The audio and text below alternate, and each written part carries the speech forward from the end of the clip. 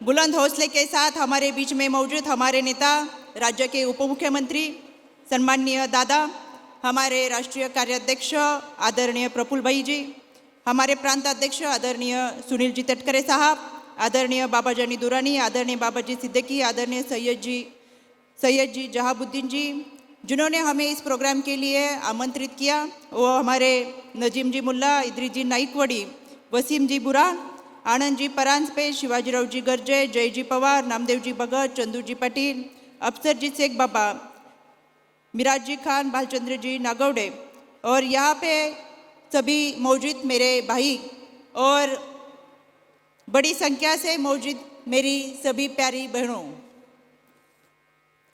कल हम पूरे देश में शिव जयंती मनाने जा रहे हैं।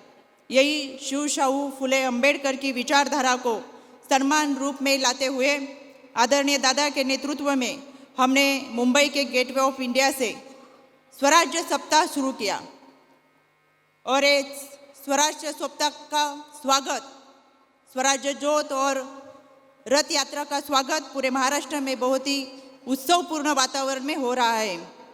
मुझे आनंद हो रहा है और खुशी हो रही है कि जिस तरह से हमारी स्वराज्य यात्रा मतलब शिव शाहू फुले अंबेडकर की विचारधारा महाराष्ट्र में लेके जा रही है, उसी तरह से शिव जयंती की पूर्व दिन में आज यहाँ अल्पसंख्यक विश्वास सम्मेलन हो रहा है और हमारी विचारधारा और मजबूती से आगे जा रही है। राज्य की जनता के हित और हक की बात रखनी है तो कुछ अलग फैसले करने पड़ते हैं। वक्त की नजाकत को देखते हुए कुछ फैसले लिए जाते हैं।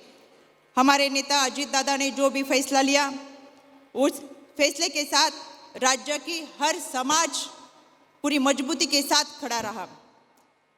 आज इस शिक्षा, आरक्षण और सुरक्षा के प्रश्नों को लेकर पार्टी द्वारा आयोजित किया इस सम्मेलन में यही विश्वास आप सब ने दिया है। हमारे नेता हर कदम हमारे साथ निभा रहा है, तो आज हमारी बारी है कि हम इस नेता के साथ आगे चलें। और यहाँ आप जितनी संख्या से मौजूद है, ये विश्वास आपने दिखाया कि हमारी अल्पसंख्यक समाज दादा पूरी ताकत से आपकी साथ खड़ी है और हमेशा आपके साथ रहेंगे। इसलिए मैं आप सबका तहे दिल से शुक्रिया अदा करती हूँ। 2 दिन पहले विधानसभा अध्यक्ष राहुल जी नार्वेकर ने कहा कि उन्होंने संविधान को बुलंद करने का फैसला सुनाया और दादा के नेतृत्व में जो पार्टी है वही राष्ट्रवादी कांग्रेस पार्टी असली पार्टी है। दूसरी ओर विपक्ष का तो काम है विरोध करना और अशांति फैलाना। हर रोज सुबह उठ के वो ये बताते हैं जब से हमने गठबंधन किया है तो हमने हमारी विचारधारा छोड़ के, सेकुलर विचारधारा छोड़ के जिस तरह से वो अशांति फैला रहे, उनको मेरा कहना है कि वो यहाँ आके ये हमारी लोगों की मौजूदगी देखे, ये भीड़ देखे और उनको पता चलेगा कि दादा की विचारधारा वही है और हम उनके साथ हैं। दादा की वजह से जिनको 15 साल से सांसद रत्न पुरस्कार मिलता आ रहा है, उन्होंने कर्ज उतारने की भाषा करने की वजह कीचड़ फेंकने की भाषा कर रहे हैं, लेकिन आने वाले लोकसभा इलेक्शन में हम उनको दिखा देंगे विकास क्या होता है और दादा का शब्द क्या होता है। इसके लिए हम तैयारी कर रहे हैं। मुझे तो ऐसा लगता है कि उनको विपक्ष वालों को बताना चाहिए दादा ने हमारे लिए क्या किया। इसीलिए पहली तो सबसे बात है, हमारे मंत्री महोदय हसन जी मुशर्रफ साहब को दादा ने पहले ही मंत्री परिषद में अपने साथ लेके ये साबित कर दिया कि हम सर्व जाति धर्म के लोग को हम आगे जाके ले रहे। सभी जाति धर्म के समाज को समायोजित करने का काम दादा ने किया है।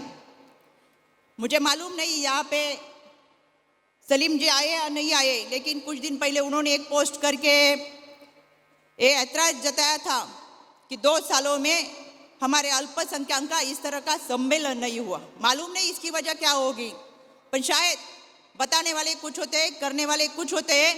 दादा के नेतृत्व में सिर्फ जो बात बताई जाती है वो सच्चाई जताई जाती है और इस रूप से सामने आ रही है। दादा ने आपके लिए मौलाना आज़ाद माइनॉरिटी फाइनेंस कॉरपोरेशन के लिए 500 करोड़ रुपए की कर्ज की गारंटी दी है।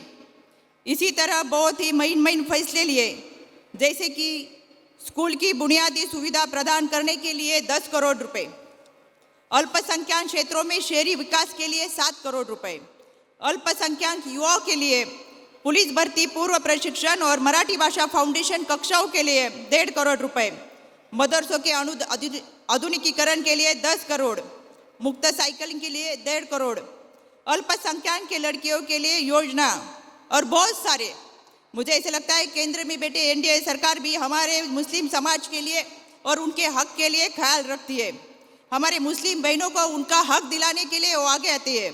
इसीलिए यही वजह है कि पूरी देश में मोदी जी के मुकाबले में दूसरा कोई नेता नहीं। इसलिए मैं कहना चाहती हूँ, महाराष्ट्र के सर्वांगीण विकास के लिए और ये रथ आगे निर्बाध रूप से चलाने के लिए, देश की सीमाओं को सुरक्षित और अवैध रखने के लिए, हमारे जीवन को सहज सफल कराने के लिए, तकलीफों से मुक्ति दिलाने वाला विकास लाने के लिए हमें महायुति के इस गठबंधन के साथ खड़े रहना चाहिए। आने वाले लोकसभा और विधानसभा चुनाव में जनता के साथ विश्वास पाके बड़ी जीत हासिल करने का संकल्प करना चाहिए और यही करके ये निर्धार मुझे ऐसा लगता है करना चाहिए। और ये निर्धार जताने के लिए सिर्फ इतनी बात कहूँगी और मेरे बात को विराम दूंगी। जब आंखों में आसमान लिया मंजिल को अपना मान लिया, जब आंखों में आसमान लिया मंजिल को अपना मान लिया, फिर मुश्किल क्या आसान क्या, एक बार ठान लिया तो ठान लिया। धन्यवाद। जय हिंद, जय महाराष्ट्र, जय राष्ट्र।